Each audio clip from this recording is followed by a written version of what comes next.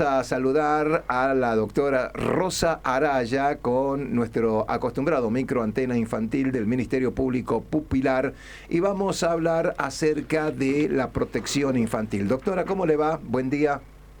Hola, ¿qué tal? Buen día, ¿cómo están? Pero muy bien, el gusto de saludarla.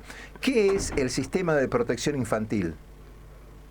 Bueno, el sistema de protección está creado, ¿no? O se estructura a partir de la Convención de los Derechos del Niño, que instaura una nueva idea de que la protección de los niños no solo recae en el sistema judicial, es decir, en los jueces o en el Estado, sino que involucra a todos los actores de la comunidad, por ejemplo, escuelas, hospitales, iglesias, o centros, por ejemplo, academias de danza, y todos aquellos ámbitos donde los niños concurren o se desarrollan.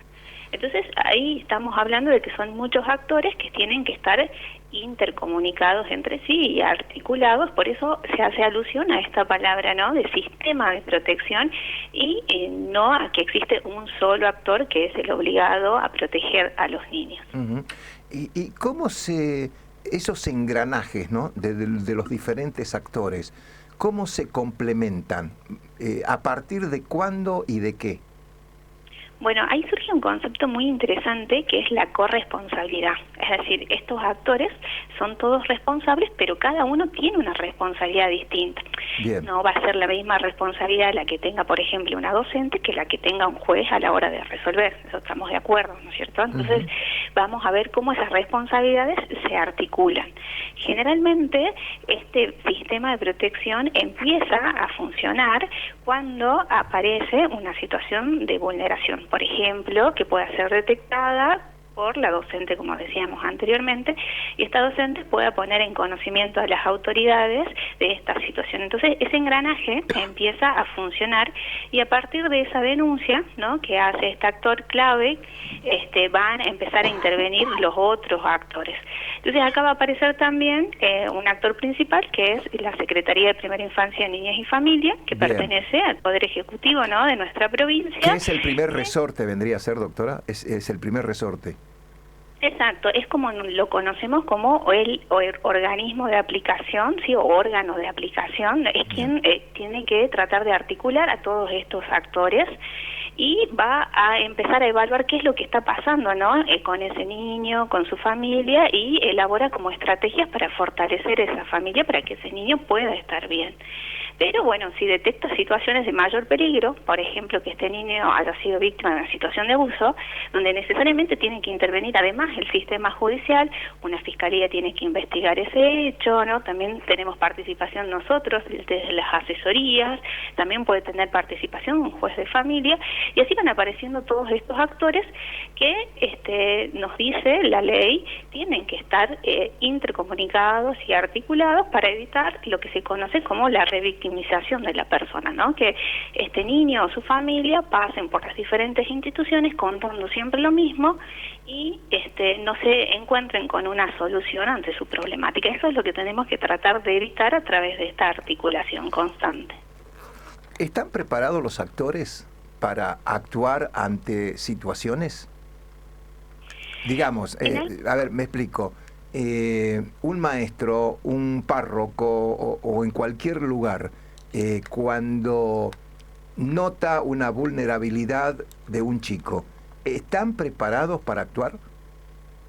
Creo que tienen herramientas como para poder detectar esta situación, pero siempre es importante que nos sigamos preparando y nos sigamos capacitando. Muchas veces se actúa desde el instinto de proteger a alguien, pero no se cuentan con las herramientas para poder discernir cómo hacerlo, cómo actuar o cuál es mi obligación para actuar, ¿no? Muchas veces, por eso estas instancias, por ejemplo, de charlar con vos y contarle esto a la comunidad que está escuchando la radio, sirven muchísimo para que la gente pueda ir incorporando información, pero sería interesante que haya como un plan más sistemático de capacitación, formación y sensibilización, tanto para los actores que dependen del Estado, como por ejemplo salud, educación, como también para promover estas temáticas en otros ambientes que son más comunitarios, por ejemplo, merenderos, comedores, párrocos, que los nombramos, o los catequistas, que son personas que pasan mucho tiempo con los chicos y tienen confianza con ellos. En el ambiente deportivo, doctora. En el ambiente El deportivo ambiente deportivo, también. ¿no? En aquellos clubes donde un entrenador, un preparador físico, lo que fuese, debe estar preparado para advertir de alguna situación de peligro. Exacto, y advertirla y después saber qué mecanismos Claro, activar para poner en conocimiento a las autoridades, ¿no? Y cómo contener en ese momento inmediato a ese niño sin exponerlo, quizás, ¿no? A vivir este proceso de revictimización que era el que hablamos. claro. ¿Y cómo debe actuar hoy una persona que detecta un hecho de vulnerabilidad o de alguna situación de abuso? ¿Qué es lo primero que tiene que hacer? Bueno, ante esta situación necesitamos siempre diferenciar, ¿no? ¿Cuál es la situación que yo estoy advirtiendo? Porque, Sí, bueno, depende de, no es lo mismo una situación de abuso que una mamá que dejó de llevar los chicos a la escuela porque se quedó sin trabajo y está saliendo a trabajar acompañada de los niños. Son dos situaciones distintas. Entonces, lo primero es diferenciar qué es lo que está pasando y cuando estamos, siempre que estemos frente a delitos, abusos, maltratos, golpes, lesiones, se tiene que hacer la denuncia correspondiente. Y para hacer esa denuncia correspondiente podemos hacerlo de la forma tradicional, yendo a una comisaría, sí. pero también existe ahora la posibilidad de hacer la denuncia web, ¿sí? Desde una computadora o desde Ajá, un teléfono. Pero en este caso siempre llamamos a la responsabilidad de las personas de hacer denuncias cuando hayan situaciones reales de riesgo y evitar hacer denuncias falsas, ¿sí? Porque, bueno, muchas veces lastimosamente se usa el sistema para hacer este tipo de denuncias. Entonces, siempre ser serios a la hora de denunciar claro. y poder brindarle a la autoridad toda la información posible, ¿no? Muchas veces llegan denuncias, por ejemplo, niño está en situación de riesgo, padre le pega, pero no se individualiza ni siquiera el domicilio donde está ocurriendo eso, entonces es muy difícil poder localizar a ese niño para poder Claro, ayudarle. claro. Yo le planteo una situación. En cualquier ámbito se detecta un caso de vulnerabilidad, lo que fuese, tal vez abuso, agresiones físicas, psicológicas, lo que fuese. Ese niño tiene que volver a casa, ¿sí? Exacto. ¿Cómo se actúa ahí? Porque uno se pone a pensar, bueno, mientras yo hago la denuncia, mientras yo llamo, mientras las estructuras actúan, el niño tiene que regresar a casa. Exacto, muchas veces pasa esta situación, ¿no? Incluso, bueno, estamos hablando de una situación de abuso, pero muchas veces esto pasa en el ámbito escolar donde la maestra detecta que la madre le pega, ¿no?, al alumno, Ajá. hacen la denuncia, pero ese alumno va a ser retirado por esa madre cuando finalice la clase, porque no existe como una prohibición, una orden de alguna autoridad que no sea así. Y por eso es importante que nosotros, ¿no?, las autoridades que intervengamos, tomemos rápida intervención y depende de cuál sea la situación de riesgo, poder tomar una medida inmediata. Si hay una situación, por ejemplo, de maltrato, ¿no?, de una madre o un padre que golpea Sí. a sus hijos, seguramente se van a generar medidas inmediatas para que ese niño que tenga que volver a la casa vuelva, pero que existan medidas, ¿no?, que impidan que siga siendo golpeado. Ahora, lo que sí es importante aclarar, porque esto también genera muchas dudas en las personas, es que no siempre, ante una denuncia, la primera solución es la separación de ese niño de sus padres. Eso, dentro de lo que es el sistema, es la última solución a la que se debe recurrir. Primero es importante fortalecer esa familia para que ese niño pueda estar bien dentro de ese ámbito, pero ante situaciones extremas, obviamente se tiene que tomar esta medida. ¿Hay un tratamiento integrado familiar? Perdón, no te escuché bien. Un tratamiento integrado familiar. Claro, lo importante es eso, vos mismo usaste la palabra Sí.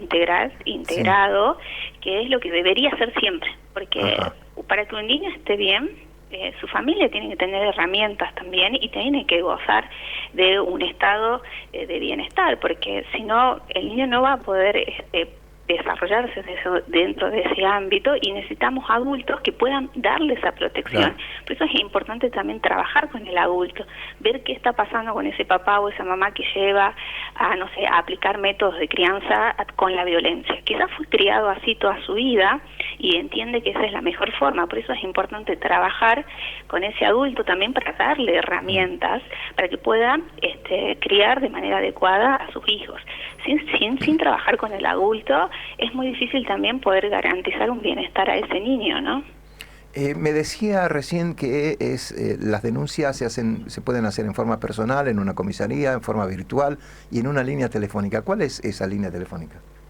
Bueno, hay una línea específica, ¿sí?, para los niños, niñas y adolescentes, que es el 102.